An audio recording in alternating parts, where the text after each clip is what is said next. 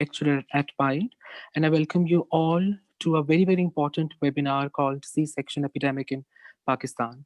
Um, I assume that whoever present at a virtual floor must have gone through the literature and what this seminar intends to achieve.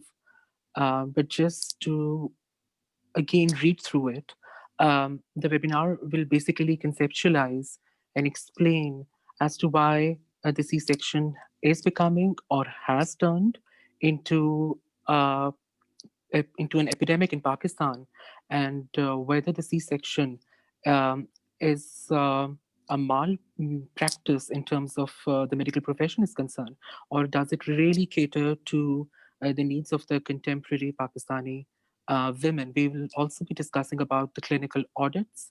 Do they exist? Is there any regulatory framework for that? Are they are being surveillanced by the state apparatuses? And if there are certain mechanisms on place, um, then what are the institutions functioning with that? So without further ado, I will give a quick introduction of each of our esteemed uh, speakers. We have with us Dr. Samia Altaf. She's an author, a physician, public health specialist, and former senior advisor to USAID. Currently, ma'am is appointed as the professor of practice in public health and director of campus health and safety at LUMS. We also have with us Professor Dr. Saida Batul Mazhar. Dr. Mazhar is a pro vice chancellor, Shaheed Zulfikar Ali Bhutto Medical University, and she's also functioning as obstetrician and gynecologist at MCH Center at PIMS. Also, we have among our speakers Dr. Saman Nazir, a demographer, a medical sociologist at PIDE, and a Fulbright scholar who has conducted her PhD fieldwork on the subject matter. I welcome all the panelists again, and over to you, Dr. Nazir. We'll start our discussion with Dr. Nazir's presentation. Over to you.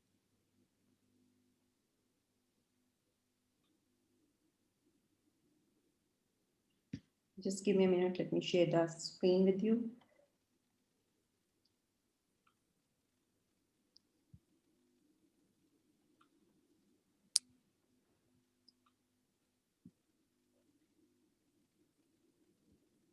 Madam क्या मैं share कर दूं यहाँ से? हाँ, आप share कर दें वहाँ से.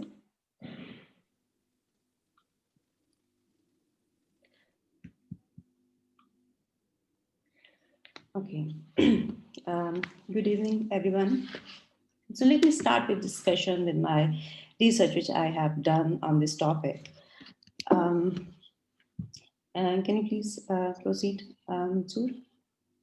Yes, thank you.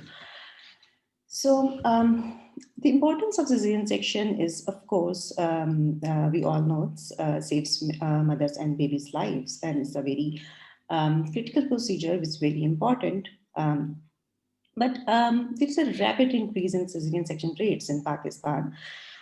In 2006 and 7, it was 7%, and it rose up to like 14% in 2012 and 13. And the most recent Pakistan Demographic and Health Surveys indicated it is 22% in Pakistan. Now, the question is the cesarean section rates are high in Pakistan? And the answer is a definite yes. Because like World Health Organization, it says that cesarean section rates more than 10% are not associated with any reduction. It does not reduce any maternal or neonatal mortality. Now, it is very important to understand why cesarean section rates are like high rates are concerning, and specifically in context of Pakistan. First of all, of course, it's a major surgery, and it has a cost on women and babies' health. When a woman has a cesarean section in a recent birth, she's most probably would have cesarean section in subsequent birth. So it's kind of exposing women, exposing a women for on cesarean section multiple times, because fertility in Pakistan is very high. Like we still have 3.4 children per women of reproductive age. So we are exposing the women of Pakistan to a surgical procedure multiple times. But there is also a very concerning thing, that because like I cannot find a single hospital in Pakistan which have like a explicit policy which says that we elect cesarean section on the choice of the women. Like if I walk towards in a hospital and says like I want a cesarean section and I don't have any medical indication that I need one, but can you do it for me? And there is no hospital with a policy, like explicit policy, that says that yes, we do it on the choice of women. Now here comes the cost. Now the cesarean section costs more than double than the vaginal delivery, and even more than that. It's not only the procedure, but like a woman has to stay in the hospital for 2 3 days, and then there is a nursery cost, and all these things add up into the bill. So if it is happening for the sake of the profit making, it's a malpractice then. Now we see like in Pakistan there is a public hospitals, there are private hospitals. Now, if it is happening in public hospitals, so we are very concerned because Pakistan is a resource poor country, and this is uh, the resource exploitation. Because sometimes you go in public hospitals and you don't find an antibiotic there. So if a surgical procedure is happening there without any medical reasons, then it's a resource exploitation. Now, there is a private healthcare facilities, and which is also a cause of concern because I don't know what is the regulation around this cesarean section.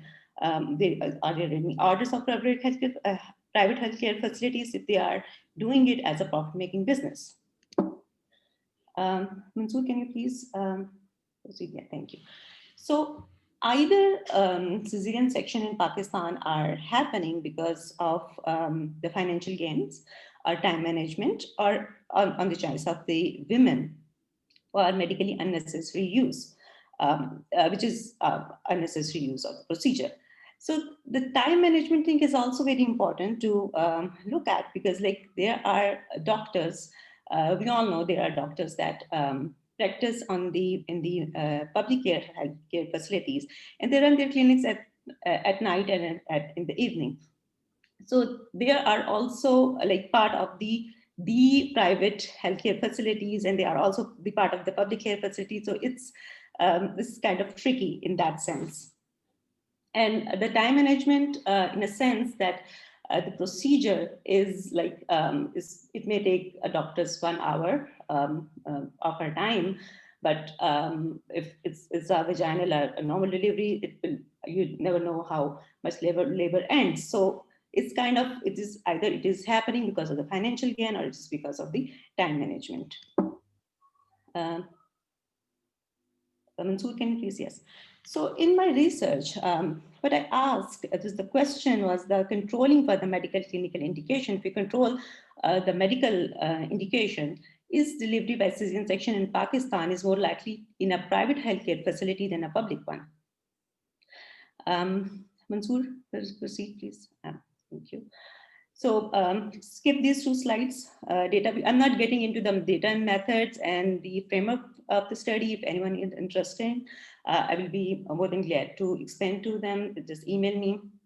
The study is also available on the in the PIPE working paper, so you can download it from there too.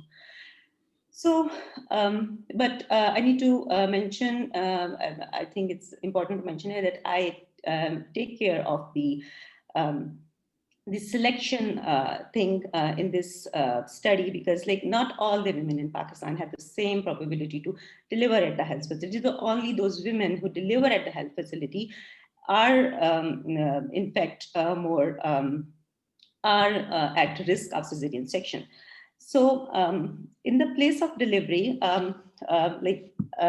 we see that in my sample, in the PTHS, we use the PTHS data, and it is around 53% who deliver at the health facility. And among those uh, uh, who are delivered at the health facility, 74% are delivered by the vaginal, and the rest are by the cesarean section. So can you proceed? Yes, thank you.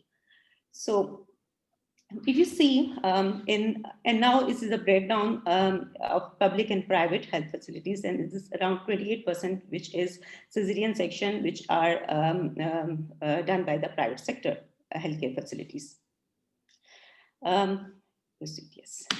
So this is the results of the study, and first we will see like who are more likely to deliver at the healthcare facilities. So our result shows that the women who have previous cesarean section, who have terminated pregnancy in the past, the women who are aged, who have high birth orders, or who have antenatal visits, more antenatal visits, complicated pregnancy. Proceed. Go, go to the next slide, Mansoor. Yes. And the women who have secondary or higher education, husband education is secondary or higher, are women who belongs to the rich and richest quintile, and women who have barrier-free medical, perceptionally barrier-free medical, perceptionally, if they are more empowered health-wise, they are more likely to deliver at the health facility. Mansoor, go to the next slide. And the next slide. Next slide. Yes, next slide. One more, yes, here. And all these women who are educated, who are from the rich quintile, who have complicated pregnancy, when they reach to the medical center, and we take care of the medical indication, and what we found that the women who delivered at the private health facility have the higher odds to have cesarean section. And then those things also hold true, like if they have a previous C-section, if have terminated pregnancy, who are aged, who have high birth orders, women who have more antenatal visits, or have pregnancy complication, they are more likely to have cesarean section. But also the women who have delivered at the private health facility are more likely to deliver at the have cesarean section. So the conclusion really is, move to the next slide. The private healthcare in Pakistan is our medicalizing the childbirth. And now, if we look at the literature from the Pakistan, the health-based the studies that are done by the doctors in hospital, in the public institution, they also indicate the medical reasons behind the induction of cesarean section, but they also justify the high rates of cesarean section in public health care facilities, because there are so many referrals from the periphery regions. Like it cannot be done in a BHU, so they refer the patient to the tertiary healthcare hospitals. So that is justified, but why private medical health care, why private health maternal health care facilities are ever medicalizing the childbirth? That is the question. And if you see the perceptional study from Pakistan, which are the qualitative studies, the women in Pakistan have a negative perception about the having a cesarean section. So it's not only the women who are it's not only the health of the women is here, it's also the health of the babies also are concerning because of the high rates, because it's an extension of my study, which I'm not discussing it here, but there is also I study that how this thing is affecting the breastfeeding behavior, and the women who have cesarean section, they are less likely to exclusively breastfeed their kids. So of course you have a surgery, you can't, it's breastfeeding is also a labor in a sense, so they cannot do it if they have a surgery. So it's not only the women's health, it's also the baby's health. And then it is also the pocket of the breadwinner who is paying for this procedure. So this is a lot of questions that arise with this, our medicalization of childbirth. And that is all from my side. Fahad, over to you now. Thank you so much, ma'am. I think your presentation and your research findings have provided a strong premise to further debate on. Adding to your arguments about the subject matter, I would really like to bring in Dr. Saida Batul Mazhar to the discussion. Uh, Ma'am, my question to you would be regarding this whole would debate. Um, that if our empirical research, and it's not an old research at all, it's these are very contemporary studies. One was conducted in 2013, another in 2015, another 2017. Um, if overexposure or over medicalization of childbirth is putting a mother's and a child's health into serious jeopardy, and if one-time exposure of a mother to a C-section is leading to multiple exposure to the C-sections, and if the recent studies and the perceptual surveys are also indicating that women prefer normal delivery over C-section, then where are we going wrong? Are we putting too much onus on our gynecologists and doctors? Over to you, Dr. Batul.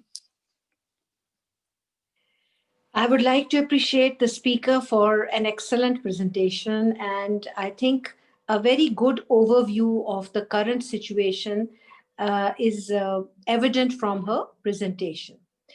There are some points that are very valid.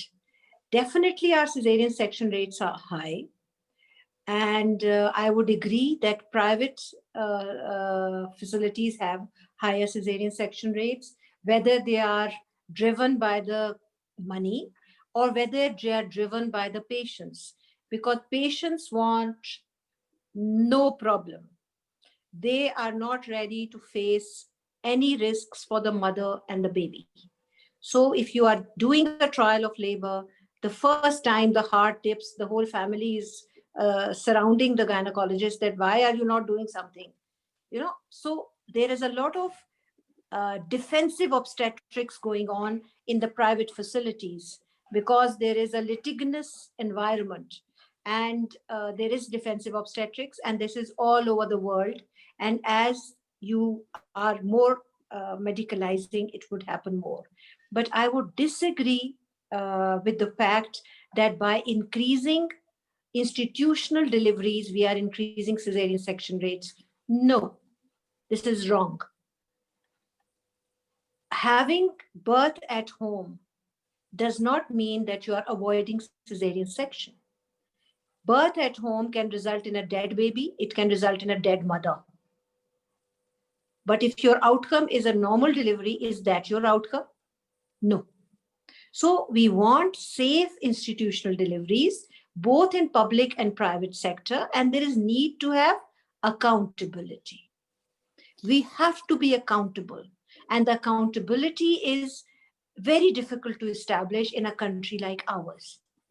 We have a very different sort of a health system.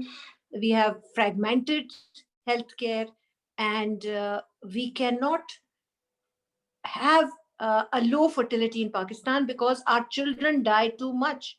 We have the highest neonatal mortality rate in the whole world. If we have 1,000 infants being born, 46 would die in the first 28 days of life out of 1,000. So, with this high mortality, women would keep producing more because they've lost some, and they may even lose an infant. So, we are in a very difficult situation, but yes, there is need to have some system that you have accountability of both the private and public sector. We at the I'm also the chairperson of our local chapter of Society of Obs and Gynae of Pakistan, and we are trying to establish a national sort of a reporting authority or an audit authority. But it is very difficult to do it. But we are thinking of having that. What are the cesarean section rates in different regions? And there should be some accountability, and there should be some means to ensure that wrong things don't happen. And the hypothesis and the suggestion that the hospitals should have policies regarding having a social cesarean or not having a social cesarean, I think we don't have any policies in the hospitals. They don't exist. They are unwritten policies, they are unwritten rules, and people are following whatever their best judgment is within the practice that they do. So why expect that you would have a cesarean section policy in a hospital where there is no other policy. So we have to change our culture into audit and policies as well. Thank you, ma'am. Um, I would like to bring in Dr. Samia Altaf into this whole discussion. And ma'am, what's your take in particularly in reference to Dr. Saman Nazir's presentation and research findings, and what do you have to say about conceptualizing C-section as a pandemic in Pakistan? Can you, or as a public health specialist, do you see it as a pandemic in theory as well as in practice? Over to you, ma'am. Thank you very much, Fahad, and thank you very much, Dr. Saman Nazir. Dr. Nazir's presentation, of course, is very comprehensive and very educational, and it's clearly you've done a lot of hard work. So thank you very much for sharing that. And thank you to you also, Fahad, because you, in your opening remark, laid out the framework of the discussion very well, and it helped us all focus. So thank you very much. I look at it in this fashion. And of course, Dr. Batul brought, really up-to-date clinical perspective to this, which is helping me very much to focus my discussion. So thank you, Dr. Batul. I look at it this way. We are so used to having somebody else define for us what is normal for us. And correct me, Dr. Nazir and Dr. Batul, if I'm, if you look at the literature, the cesarean section basically is an intervention in obstetrical care. So if you look at, and then it's a life-saving device in obstetrical emergencies. So if you look at the literature that talks about obstetrical emergencies, in even in normal pregnancies and pregnancies that have had good antenatal care and have been looked after, the expectation is that about 20% of the pregnancies will go into what we call obstetrical crisis or an obstetrical emergency.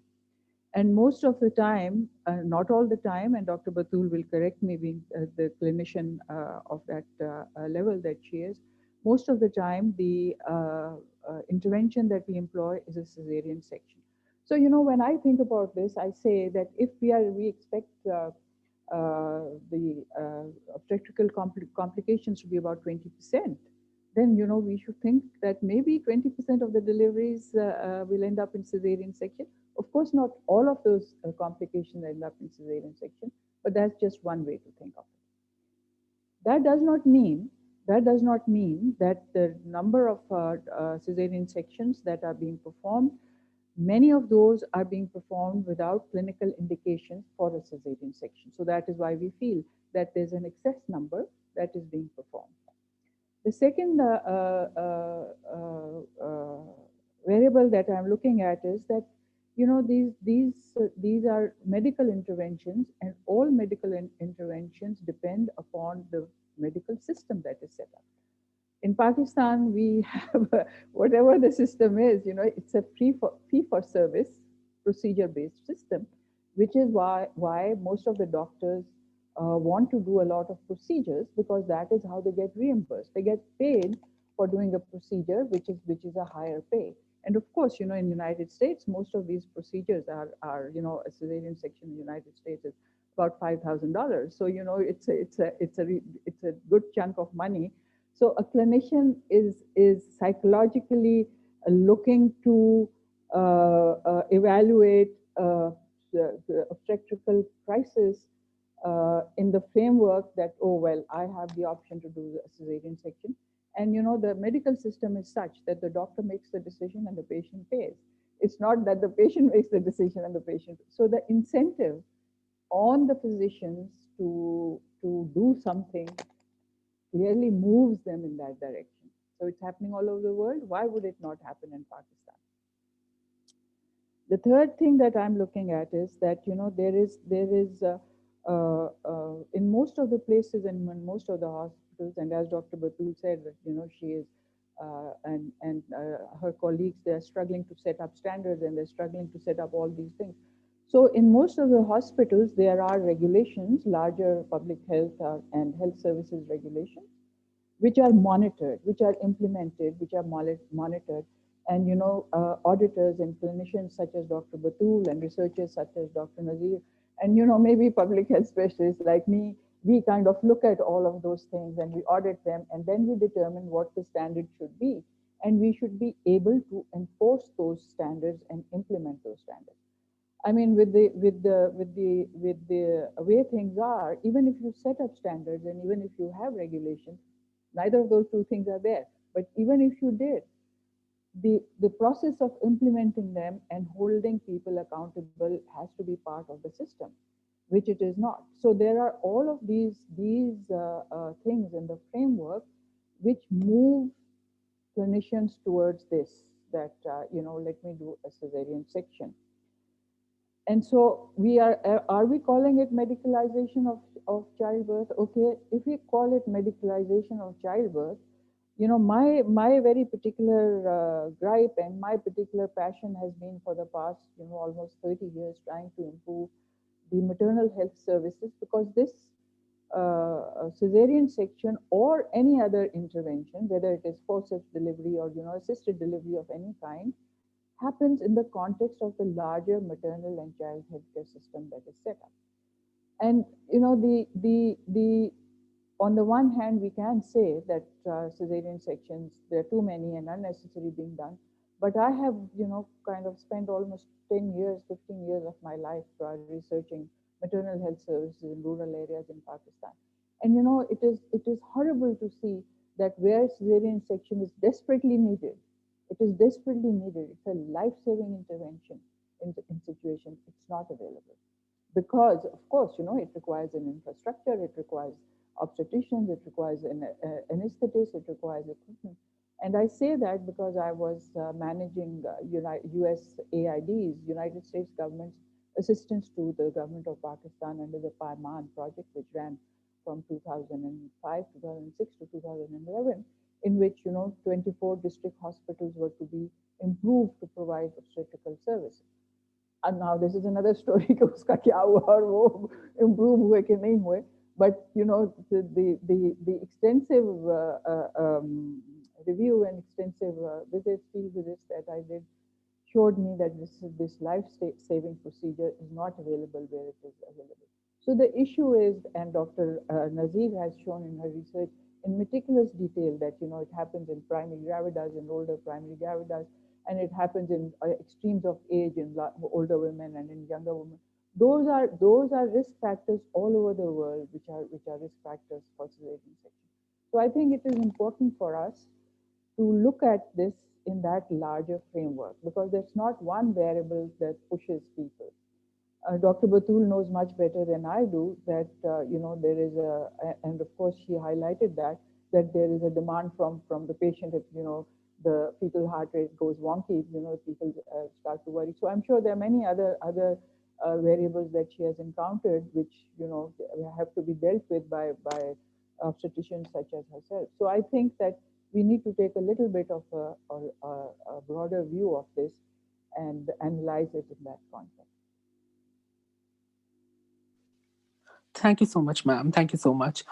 One of the important objectives of this webinar was to speak of the political economy of the healthcare system on the global, national, local fronts as well. And one of the arguments which is presented in the literature is that, yes, intellectualization and over intellectualization of the academic disciplines and professions, be it pure sciences, medical sciences, or social sciences, on one hand, has produced research and practice which is of normative, human, and humane value. But on the other hand, it has led to the commercialization of occupations and professions. So from therein, there is an incentive to earn profits or to generate revenues.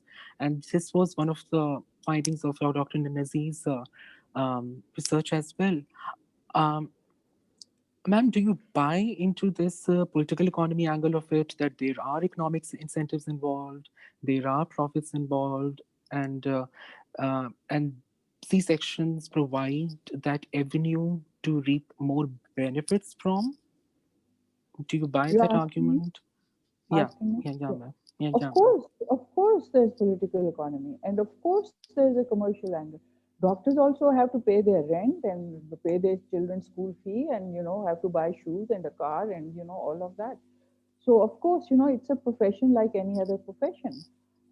When I was working for Washington D.C.'s Department of Health, my job was to set up these service delivery systems, and we had direct, I would say, orders or direct recommendations from the mayor's office that we are also expected to help set up businesses, because doctors' offices and hospitals and paramedical staff, because that is how the economy functions. So the medical services are also a part of the economy, in which people have jobs and people earn money. So the doctors are, yes, doctors expect to earn money, and they should earn money. They should earn good money, because they have, like I said, children to raise and rents to pay, and of course they have a desire to progress in their careers. And why not? That is I personally feel that is part, and of course they contribute hugely to the economy. I mean, look at the kind of jobs that surgeons generate. They have nurses, and they order x-rays, they order tests, they order blood transfusions, they order all of those kind of things that generate jobs. So the health system and the political economy should support these people to do their work. They should be very happy if these people's work expands, and if these people earn more money, because they will then generate more income for everybody. But what is important is that the regulatory system and the accountability system and the system of monitoring should be such that the outcomes are also in the interest of the citizens. It cannot be completely free for the doctors to do whatever, clinicians to do whatever they want to do, because there are not everybody has the same standards, and not everybody has the same kind of skill level. So the what kind of skills the doctors have, and what is the standard of care that they should provide, how what are the regulations under which they should work, and to some extent the rate setting for particular interventions and the rate setting for particular service is also should be part of the responsibility of the health ministry. So yes, I quite agree that the political economy is very much part of this whole service delivery system. Okay. Dr. Batul, what's your take on this political economy dimension of it? And yes, the profit generation and the revenue making is important, but those should be practiced at the cost of the findings that Dr. Saman Nazir's presentation has taught us. What's your take on that? I would say that the world is not black and white, it's shades of gray. So, among the doctors, you'll find very white doctors, the ones who are doing very good practice. Then you'll find black sheeps. And then you'll find people who are gray. So, the systems have to be robust. What we are lacking in Pakistan is the systems which are not strong. So, we all realize that. But as far as the public sector is concerned, you would find very high cesarean section rates in majority of public sector hospitals. And as someone said, that they are driven by the referrals they get. And they get referrals from homes, from DICE. They get referrals from even private hospitals who do not want to take cases which are likely to end up in a mishap. They would refuse care to such patients. So when they're refused care, they come to the public hospitals with all sorts of very serious morbidities. So that is very important. But I would like to share something that one of my colleagues told me, that a young researcher came from US, and they did a cost estimation of a cesarean section in a public sector hospital. So somebody asked me, what do you think his figure came out to be? So I said, maybe 30,000, 20,000 to the government of Pakistan, because they're paying the doctors' fee, the salaries, the nurses' salaries, the electricity, the gases, the anesthetists, everything is paid for by the government of Pakistan. So it came out to 1 lakh 80,000 per cesarean section. And this is somebody's personal, he came and did the cost analysis on the basis of the salaries, the physical space. They sit in prime property. All public hospitals are prime places. They are sitting in very prime areas. And it absolutely, upset me. And it really hurt me. जैसे बंदा दिल से अफसोस करता है कि government of Pakistan is spending, if it is not 180, maybe 150 on every cesarean. And we have patients coming into public hospitals with tremendous anger and saying, why are we made to bring medicines worth 10,000 rupees, which the hospital doesn't have, certain disposables? And this is a free hospital. They have no clue how much the government of Pakistan is paying for this service. And this is the lack of public relationing. So the government of Pakistan has to tell the people that we are providing tremendous free service and we are spending so much money for these services. So this is something which really, really hurt me, because this is what all the patients, if they have to spend a single penny in a public hospital, there's tremendous upset. And there's a lot of sifarish कि कहीं से तो ले आएं, कहीं से तो ला दें, जो चीज available नहीं है, they have to buy it. So this is very important. Another point is definitely cesarean section in the private sector costs more than a spontaneous delivery, because the services used are more. The theater is used, the gases are used, or maybe the anesthetist services are needed, he's paid for it. So, but I think there should be a point of view that SVD, normal delivery as well as cesarean section, for the doctor should be charged the same, for the obstetrician should be charged the same, because a doctor who delivers normally works twice as hard as a doctor who delivers by cesarean section, because the skill is there, but the time given for a spontaneous delivery is much more. Cesarean is a one-stop thing. A good, technically good doctor will just do it in half an hour and push off home, while a person who's doing a spontaneous delivery is stuck with the patient and has to keep coming again and again at odd times to deliver that patient. So these are things that we have to think out of the box to get it out of this hole that we are in. We are definitely into high cesarean section rates. The private sector, by virtue of the cost and the convenience, is quite interested in cesareans of dubious indications, but they are good private setups doing very good job. So you cannot, and the same can be true for a public hospital as well. They may be taking the easy way and doing an maybe a cesarean section for dubious reasons. So it is all to do a lot with ethics. And as I said, there are gray areas. There's no black and white. Thank you, ma'am. Ma'am, as a gynecologist functioning at PIMS, um, and as you have mentioned in your earlier responses as well, that there is a lot of vacuum when it comes to policy, and the health policy does not really cater to respond to have clear nomenclature or do's and don'ts about the C-section, or whether a woman or a mother should opt for the normal for delivery. I would want you to reflect on the lacuna that exists on the policy front. Why is it so? I think we are not developed that far as a nation, and we should accept it. We have excellent laws. We have super constitution. How much is it implemented? Underage marriage is a crime, but that is happening all the time. There's so many uh, major punishments for sexual and gender-based violence. None is being done. So we, on paper, we have an excellent. Everything is fine. On paper, Pakistan has one of the best referral systems in the world. On paper, the BHU, the RHC, the Basic Health Unit, the Rural Health Center, the Tehsil Headquarter Hospital, the District Headquarter Hospital, the Tertiary Hospital, we have the best on paper. But what is the fact? We all know. Only functioning things are basically DHQ and tertiary. The rest are at their own will. So there is a serious dysfunction.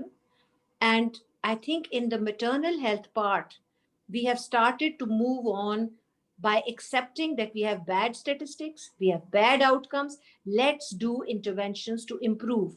We do not need more research, we need action. And this is what I say at every forum. I know enough about maternal and neonatal health. Please move on. Don't tell me new research. The research, the way and the place we are is right at the bottom. To get up and to crawl up this hole we have dug up, we let's do something rather than, we are again making documents, and we are making those documents have to be things like these regulatory documents. We need to move on and work on maternal and neonatal interventions and not do uh, unnecessary research. We need to do clinical systems research. We need to do interventions. We need a very important initiative that has been recommended by WHO is that if I do a cesarean section, I should have a second opinion. Every cesarean section, if you want to reduce incidence, every cesarean section which is not urgent should have a second opinion. Urgent ones don't need a second opinion. It's the one that is semi-elective. Should a breech have a cesarean section? Should she have a normal delivery? Should she have an external cephalic version? Should there be a second opinion? And these are the policies. But who is ready to implement it? If I say to my colleague that I'm going to give second opinion for every case that you do in your private clinic, she will say, "Who are you to do that?" Unless there is a policy, you cannot do interventions. So, and similarly, the healthcare commissions in the provinces, they are fantastic. But when I ask my colleagues, often on paper they are fantastic, but in practice they are not that fantastic. Ask the end users, the doctors and the healthcare workers. There are some good things and there's some serious suffering that has been caused. So every initiative has to be controlled, audited, and improved. Nobody can be given absolute power. The healthcare commissions have become too powerful. They should be powerful, but there should be some controls.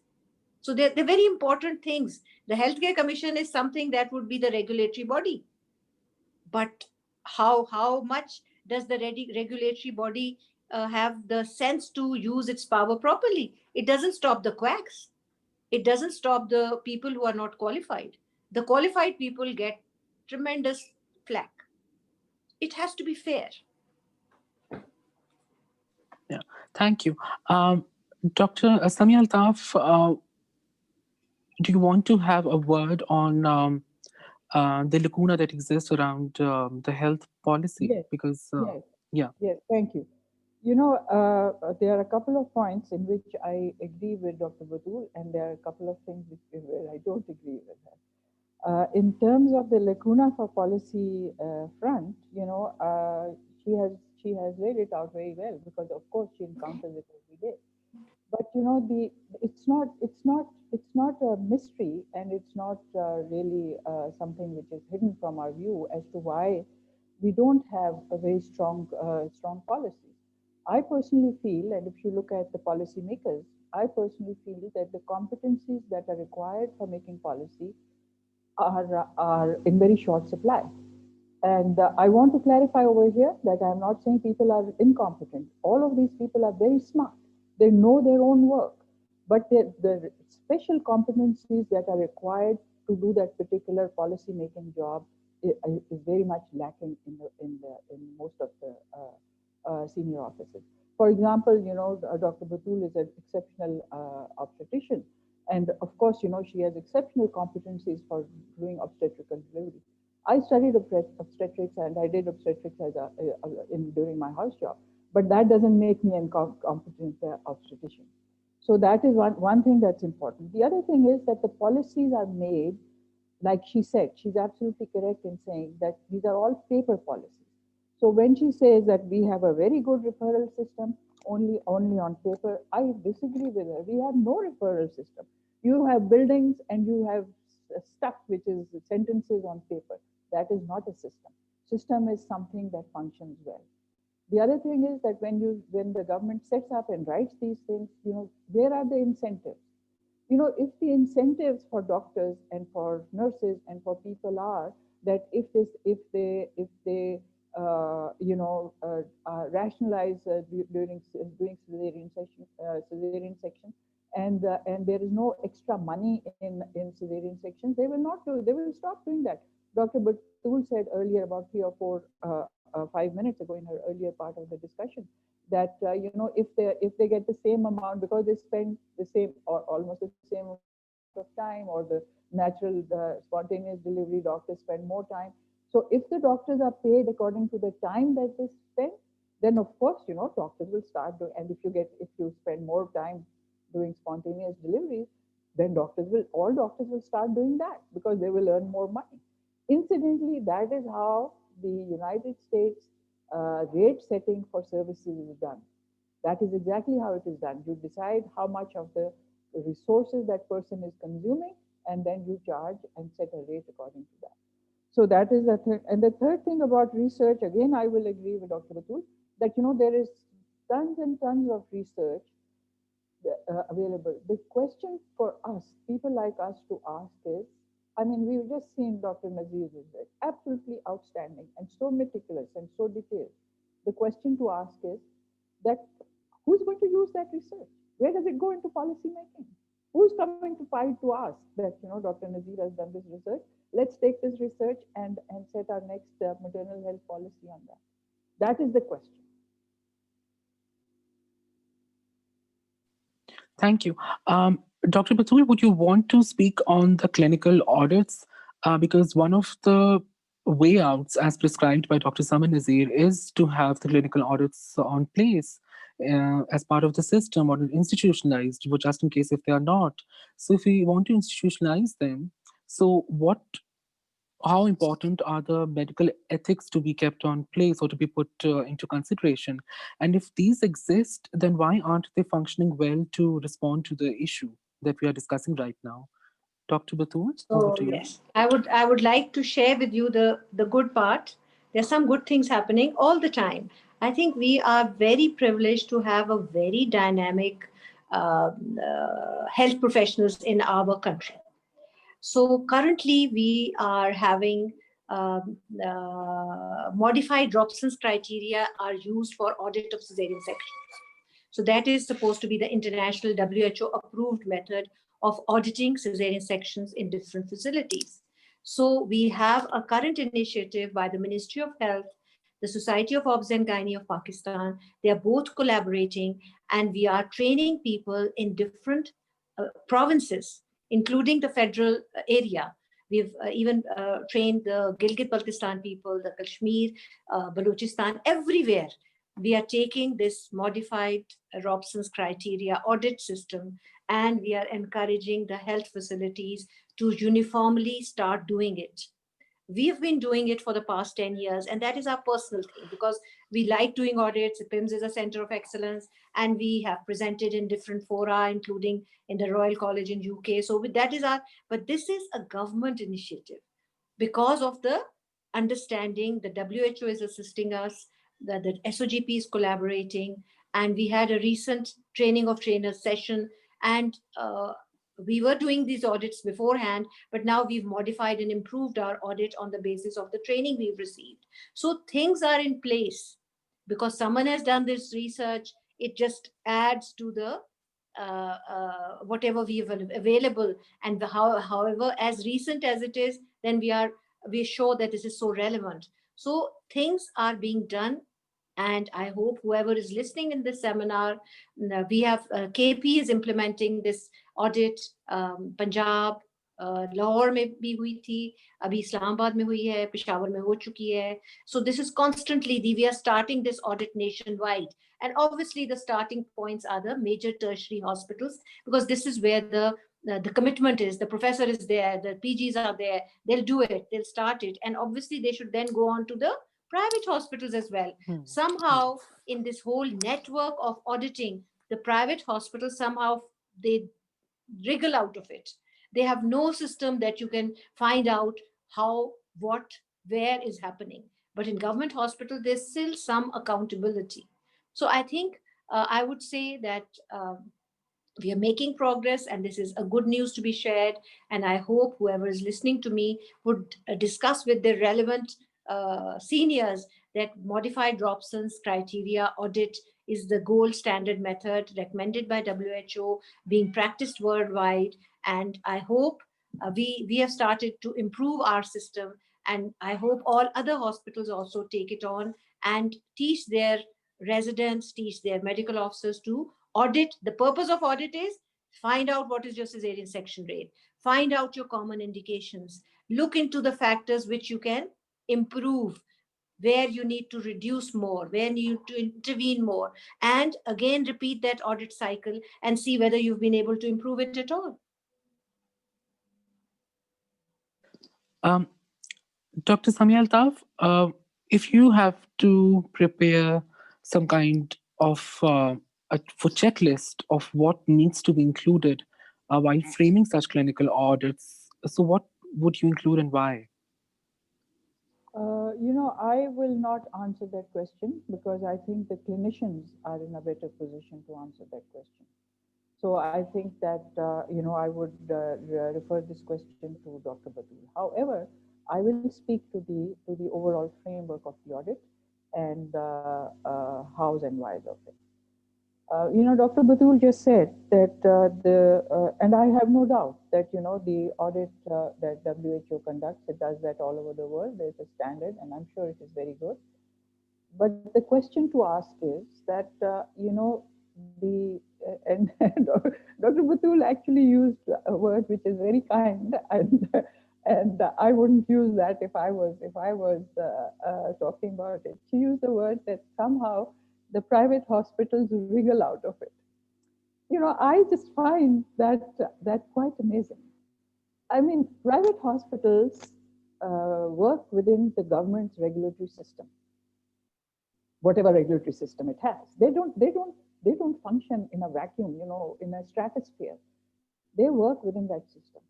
The government has to have. They have set up these public health commissions. They have set up these authorities. They have done this, that, and the other. And all of them say that our job is to make sure that there's standard of service and there's standard of care, and they make sure that private hospitals and private institutions have licenses. Otherwise, their licenses will be taken away. I mean, 60 to 70% of your service is offered not by public hospitals, but by private hospitals. So majority of your population and majority of your financing is going into the private sector providers. So to me, it seems very strange that people like us are sitting back calmly and saying, well, they we why should the poor public hospitals be under this pressure? I can understand that they are ethical and outstanding clinicians who want to improve their services just for the sake of being better providers and having better outcomes. But but that's not how you build up systems of accountability. If you want to build up system of accountability, it has to be across the board, and the private providers need to come within that system. You cannot let them sit outside. It is just, to me, it is just very, very strange. So that is what we need to work on, that the health authorities, every province now has a KPK health authority, and there's a Punjab health authority, and there are all these commissions. So where are they? What is their job? Who is holding them accountable? Why are they not accountable? Why are they not doing this? So it is to the credit of these outstanding clinicians that they are in a sense auditing themselves and looking to improve their own services. But that's not how service delivery systems work. Although medicine is a profession which is based on compassion and based on this, that, and the other, but it's a service like any other service. People who offer this service charge for it. People who offer this service are expected to have certain skills and the skills of certain standard, which are to the benefit of the buyer. Somebody buys their service. So it's almost like buying and selling shoes or buying and selling cars. So there is somebody who buys that and there's somebody who sells that. So you have to have that. I urge Dr. Batul to use your executive PR to say that no, the health authorities need to bring all the private sector hospitals into that, and they should really be audited. Uh, Dr. Batul, do you have something to add on to that? Agree with Dr. Saab. And I don't think that private sector is exempt from audits. But as we say, um, somehow there is need to improve the control. And when you bring control, often that control is very obnoxious. So that control needs to be controlled as well. So there are major issues. Yeah. Okay. Dr. Saman, can you please reflect on the fact that um, Pakistan is a country where there are the level and the um, presence of inequalities are very varied. There are linguistic to gender to income to social inequalities. And just like the pluralistic educational system is leading to perpetuate class inequality, there is an argument in literature which says that since C-section surgeries are being performed more in the private sector, as these seem to be more lucrative for them as compared to the public sector. So, can you bring in the class inequality angle to that as well? Because very recent scholarship in the global literature is highlighting that the societies which already have class inequalities existing, practices like these may perpetuate that socio income, the socioeconomic inequalities. Dr. Saman, what's your take on that? Thank you, Fahad, for bringing this up. Of course, this is also one of the major concern because like of course in Pakistan, like we don't have much. I could say the health literacy too. So when you go into the hospital, most of the people like they of course they treat doctors like I would say I could say like god, like they believe them. Like if a doctor says that it's going to be a cesarean section, then they really believe that it is of their best interest if the doctor is saying so. And then of course not all the people of course if a mother is in a um, bad condition and if we go to the hospital, then of course at that point it's a very critical situation. Like of course it's the child is going to be like it's going to be a birth there, and it's very critical situation in a sense that it can be exploited easily.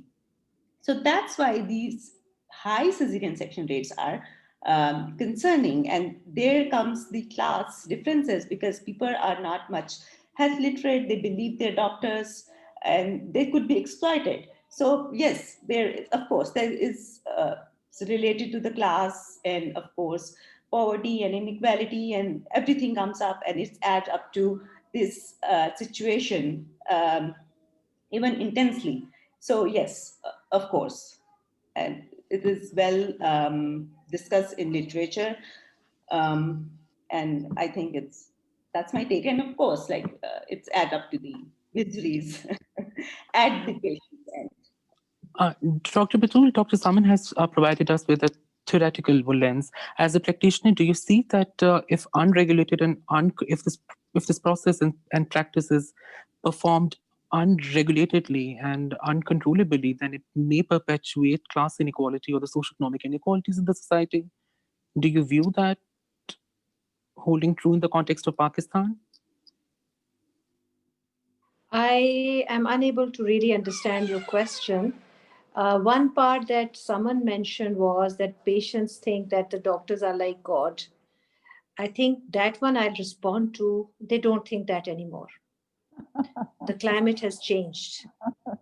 Patients are very discerning. Patients are very critical. And I would say more than maybe 30 to 50% are seriously not very sure whether they are getting good care. They are critical. They go from doctor to doctor, they go from hospital to hospital. There are some who do not have the resources, or there are some who are still very simple, but majority are not very sure of the services they are being provided. And that is true for, again, I would say, it is the current scenario. If you have a lawyer, you ask another lawyer whether this lawyer is telling me right. If you have a estate and property consultant, you go and talk to another one just to be sure whether he is lying or telling the truth. And the same is true for doctors as well, because it is a cultural phenomena. When you do not have systems and you do not have confidence in even the qualifications. You are not really sure whether this doctor has got the qualification that is written on the prescription pad. So there are things which are very, very distressing. And it is again a systems issue. There's a systems issue. If you would repeat the question, I'll try to respond to it. Ma'am, I was just trying to understand that since public sector is responding to a particular class and private sector is responding to a particular class, um, and those classes already have widespread socioeconomic inequalities between them. So whether this practice of cease-possession and confinement of the thing, one thing, but taking place within the domain of public hospitals and another in private hospitals, do you think that it will lead to more income inequality? Not, if not the social inequalities. Basically, whoever can pay the higher price can Yes, get the I best. would agree with you. I would agree with you. In the public sector, we have a different clientele compared to the private sector, and but the discernment and the knowledge and the attitudes of patients are not too different. Maybe the elitist private hospitals have a different clientele, but currently patients who are coming to the public sector, if they can afford, they will go to the relatively less expensive private facilities. And there, maybe the service provider would not be as qualified, or the facility may not be as up to the mark as the top of the line private facility.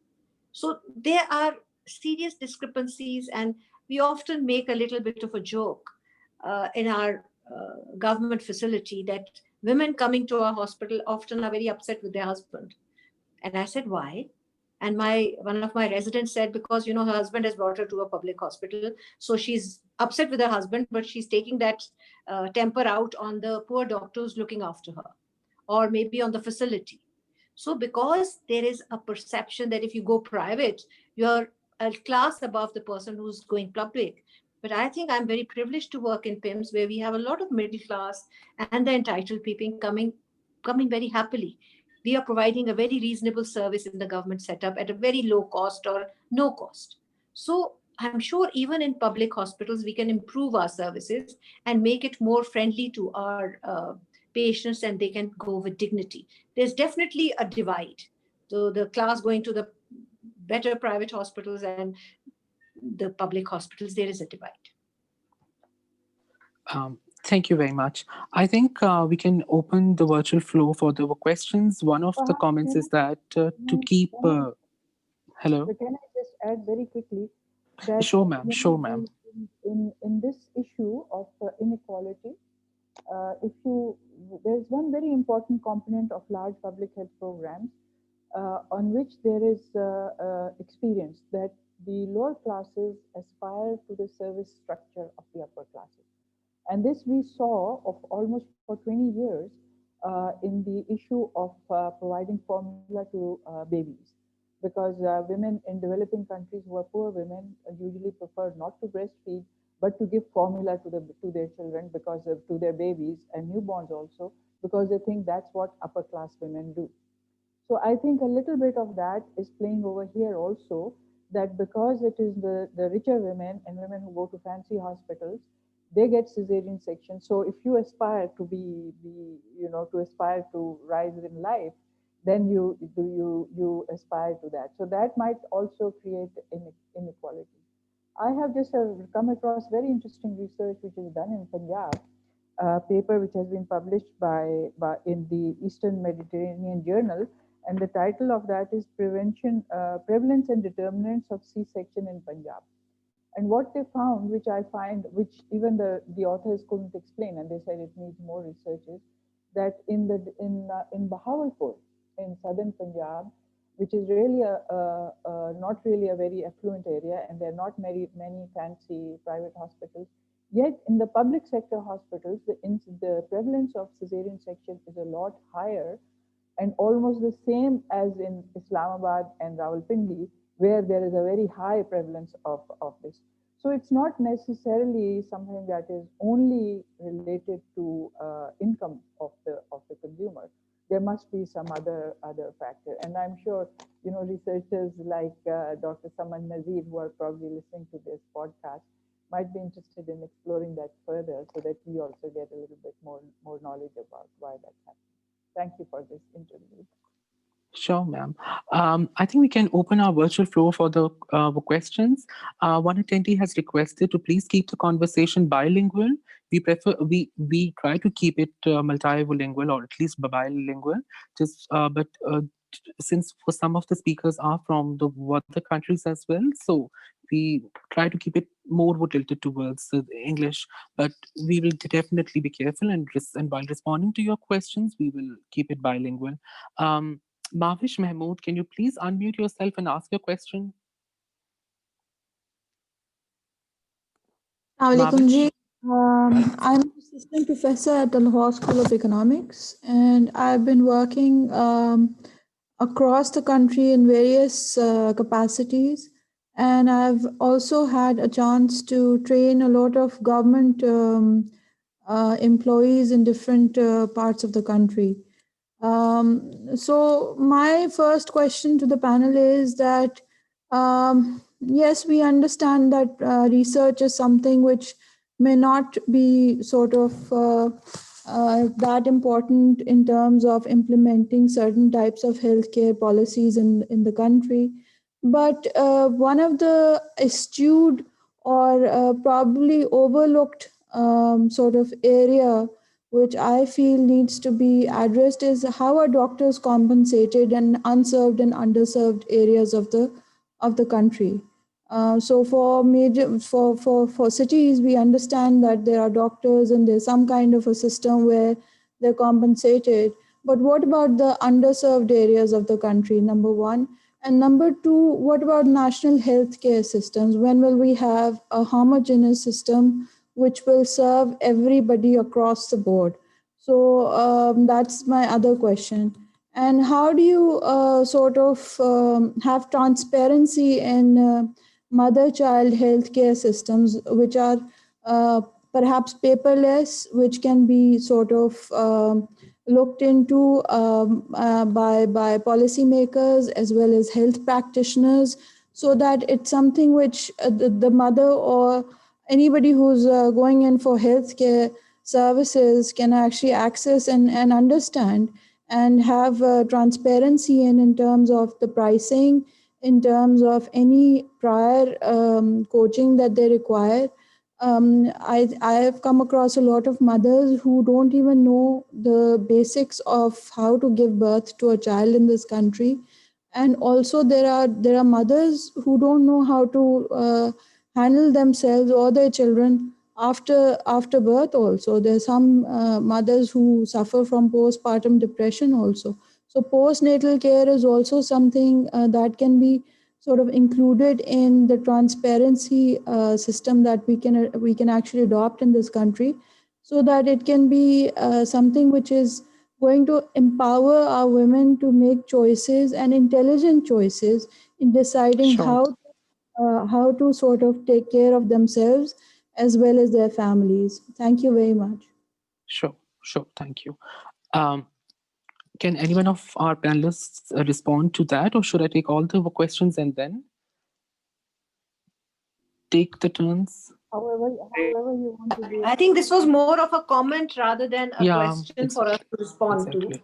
So, Exactly. but if you have any response, please go I ahead. would I would like to speak to that a little bit, because the questioner has actually opened a Pandora's box. you know, there is everything that is wrong. You have highlighted that.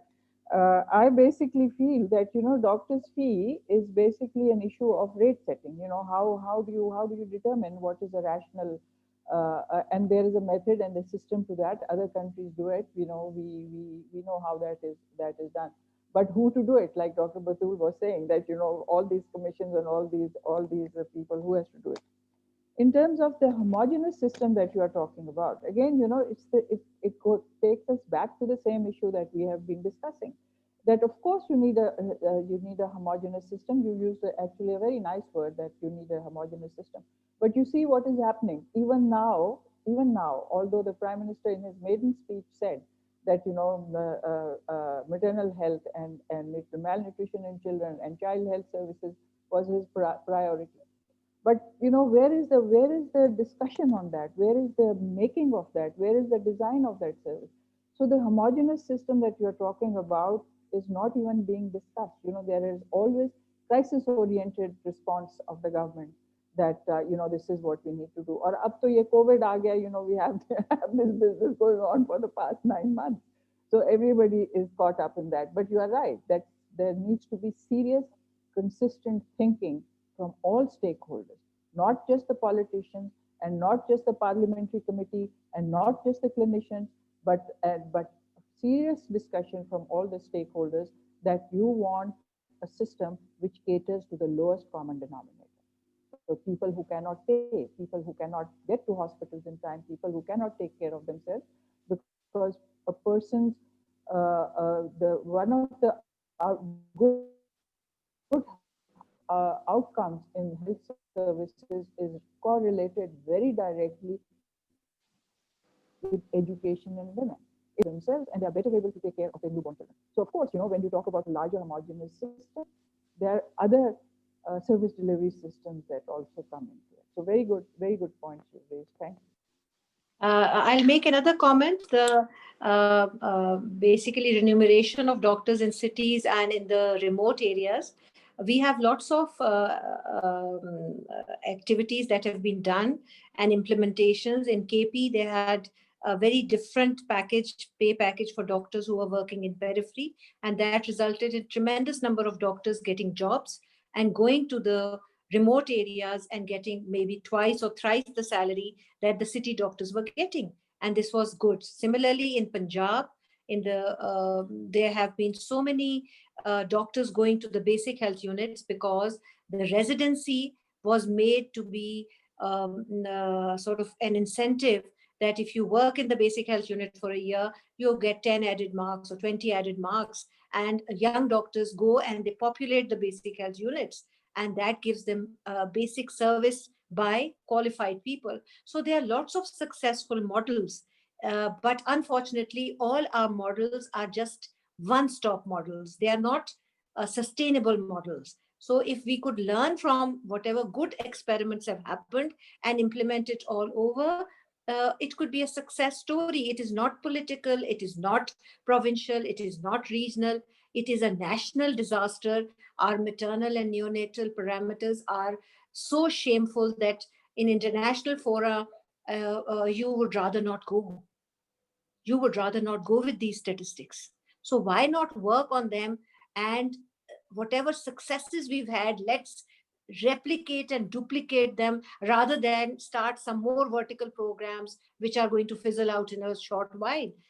And this is not for me. I can only make big statements. I am not the policy maker. I'm a clinician. I have interest in things, but I cannot implement. I can only suggest. Sure. Hufran Khan, please unmute yourself and ask the question. Thank you, sir, for giving me a chance for speaking. My question to Dr. Saima Batul. Kindly, ma'am, tell me how C-section is occur, because the gynecologists know all about the health of the baby and his mother. But the last stage, doctor stills to the patient for C-section delivery. Who is responsible for this, mother or doctor? Is it a natural process or miscare of health? In my opinion, we are not blaming the system, because the appointments are arranged between the gynecologist and his patients. This is my question. Thank you. Sure. That's an excellent, very simple question. Uh, it is not a blame game. Cesarean section is a way of delivery which has saved so many mothers' lives. In maybe my grandmother's time, 100 years ago, there was no cesarean section, and women used to die of obstructed labor. The children used to die, and there was nothing to do for them other than pray to Allah. Nowadays, we do not reach that stage because we are able, where normal delivery is not likely, or if the normal delivery, if we wait for the next 6 to 12 hours, may result in serious damage to the health and life of the baby or the mother, we would intervene. So it is a contract between the doctor and the patient.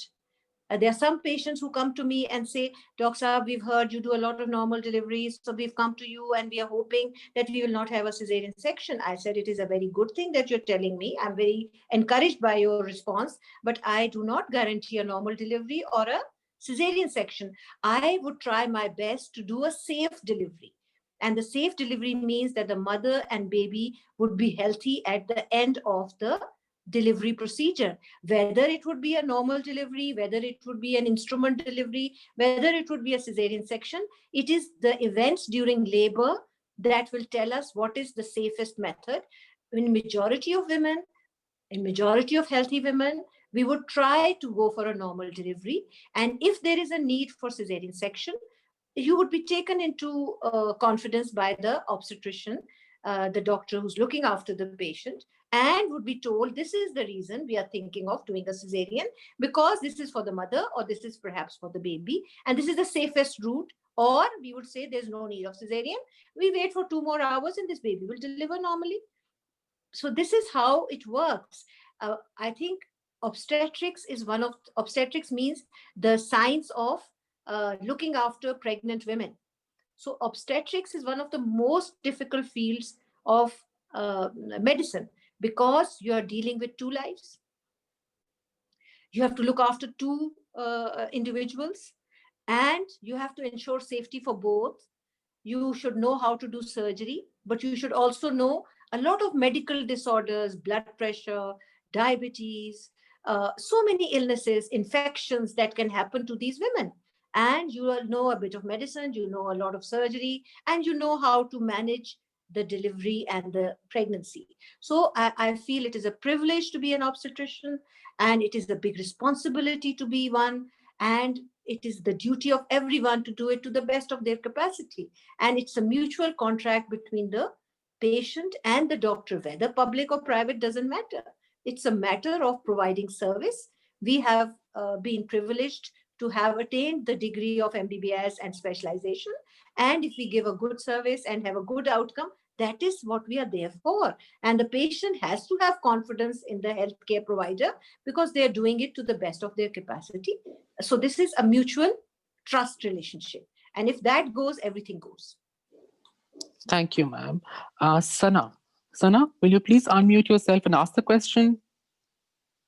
Sana, I think she has left. Okay. Do we have any further questions? Ghofran, would you like to add to something? Actually, for Sana, I think we can take Sana's question first. Sana? I have a question, sir. Okay, please let for Sana speak first, and then I'll get back to you. Sana, please ask the question. Yes, Assalamu alaikum. My name is Sana Khalik, and I'm a student of PAIT, and also I am a married woman, and I'm just about to have a baby as well.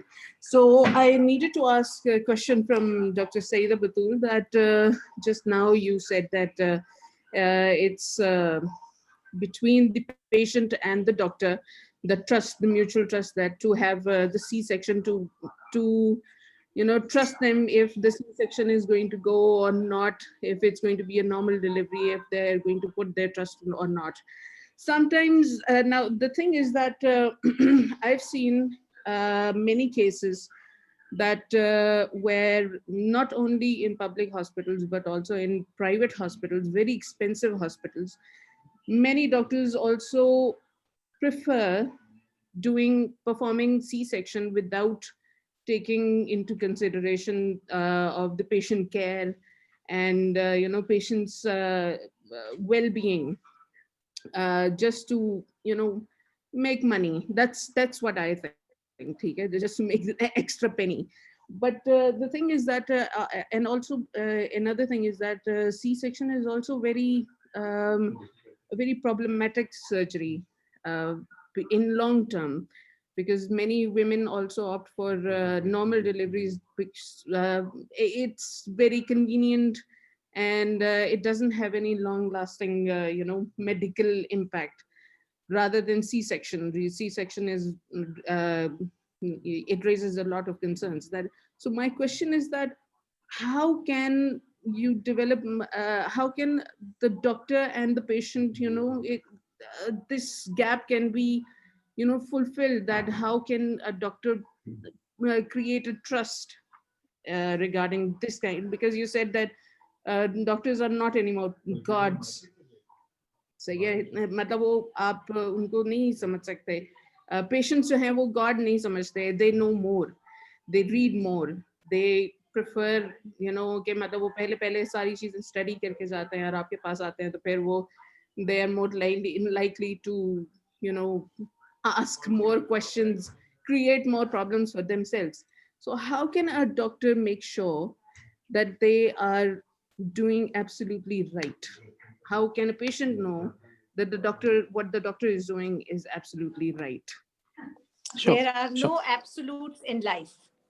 There are no absolutes in life.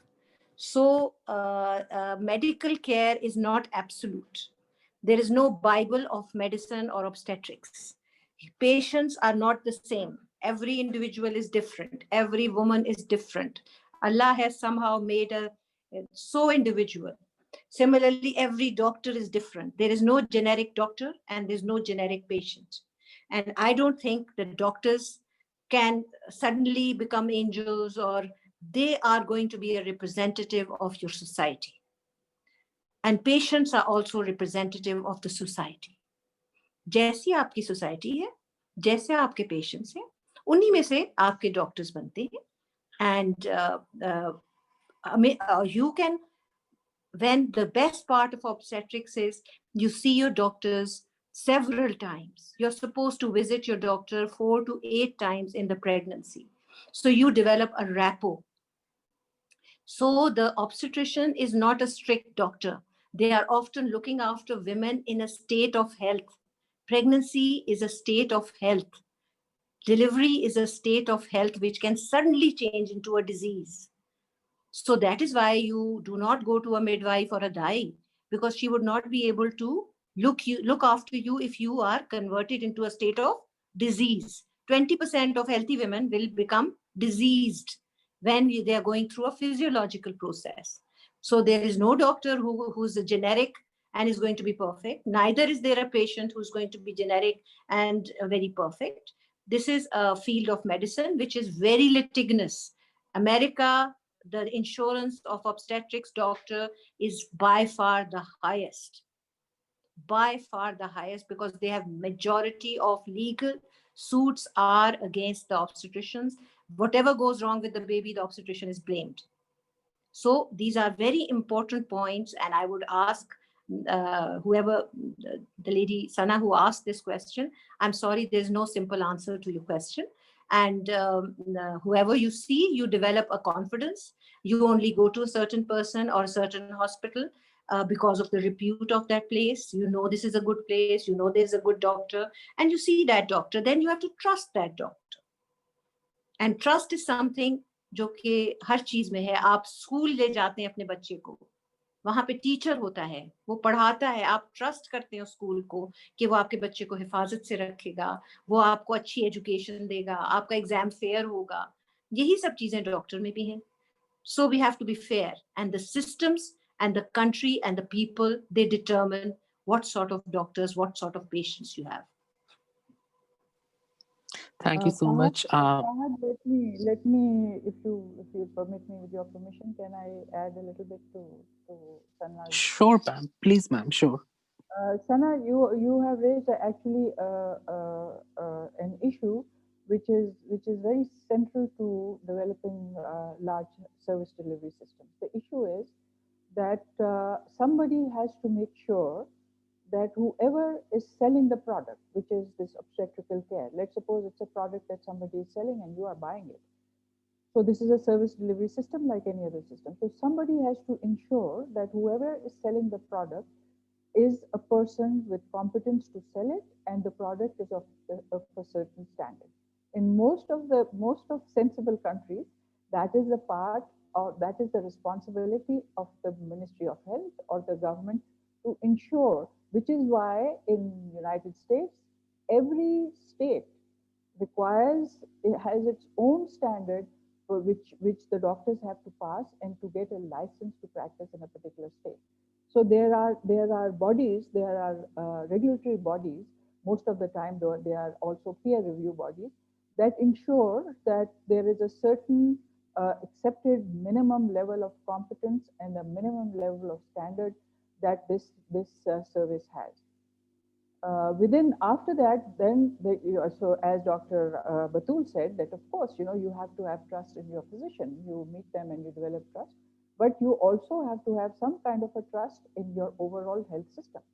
So the issue in Pakistan is that a lot of people don't trust the system, so which is why they feel that they have to find out about the doctor.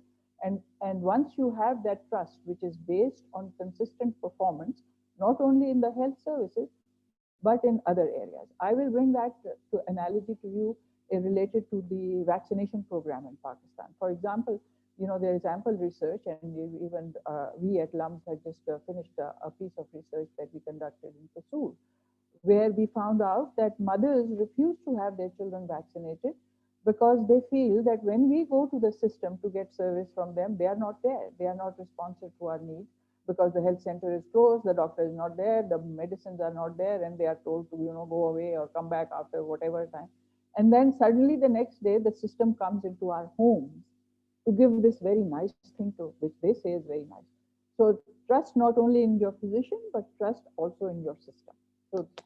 So that is also a responsibility of the government and the authorities to make sure that people who are providing you the service have the required qualifications, have the required education, have the required expertise, and have the required competencies. Which is why in most countries there are continuing medical education courses which we physicians have to take to get certified and re-licensed every year. We have to have our licenses renewed every year in United States just to make sure that we are trustworthy.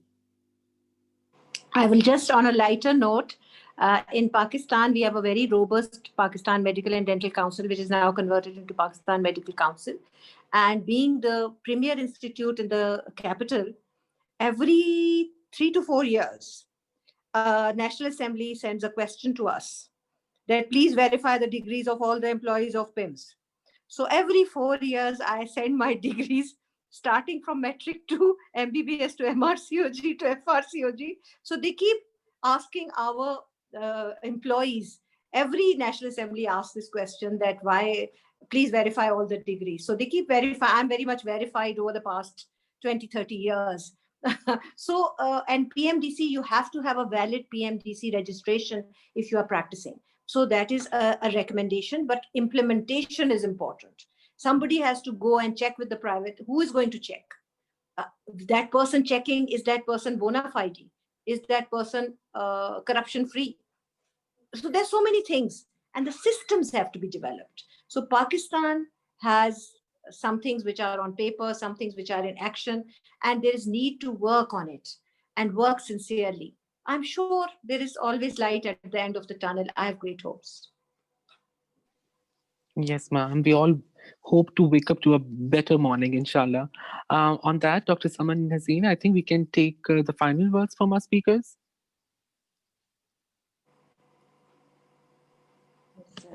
Yes, Fahad, sure. And I think it's went well, and it's well discussed, well argued, and there's a lot of stuff for like our policymakers to implement all these things that we brought today on the table. And I would like to ask Dr. Samia and Dr. Batul if they have any last words add to this webinar. And we are very pleased to have them with us today. And I think at this point, I think I ask them to add the final words if they have to say anything about the webinar to sum up our discussion.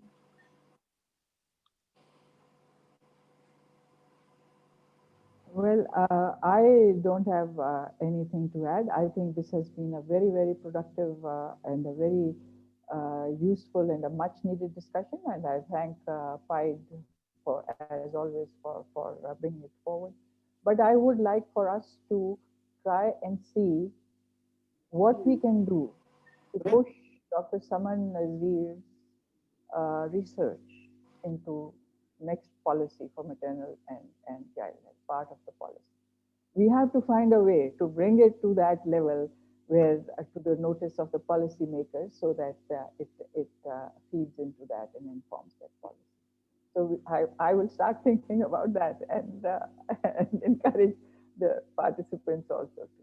Thank you very much for inviting me to this webinar, and thank you very much to the participants. It's been an honor to be on the same panel with Dr. Batul and with Dr. Saman Nazir. And thank you, Fahad, for a very well conducted and a very well executed session. Thank you so much, ma'am. Thank you so much. Dr. Batul, would you like to have some final word? Thank you so much. I think I enjoyed this session. It was a mix of research, a mix of public health, and some clinical inputs. And obviously, the consumer's point of view, the client's point of view came in as well. And I think I wish and hope that our policy is dictated by the research and the facts which are on the ground, and the policy gets beyond the paper and comes into the actual clinical scenario. That's my hope, and that's what I pray for. Thank you, ma'am. Thank you so much. Dr. Saman, would you like to add to that? I think that's all, and I think we had a great session today. Yeah. And Thank you so much. Thank Thank you. you so much. Thank you very Thank you so much. much. Thank you to all the attendees, and Thank inshallah, you. we'll keep the narrative going, inshallah. Thank you very much. Khuda Hafiz. Thank you. Allah Khuda Hafiz. Hafiz. Allah Hafiz. Allah Hafiz.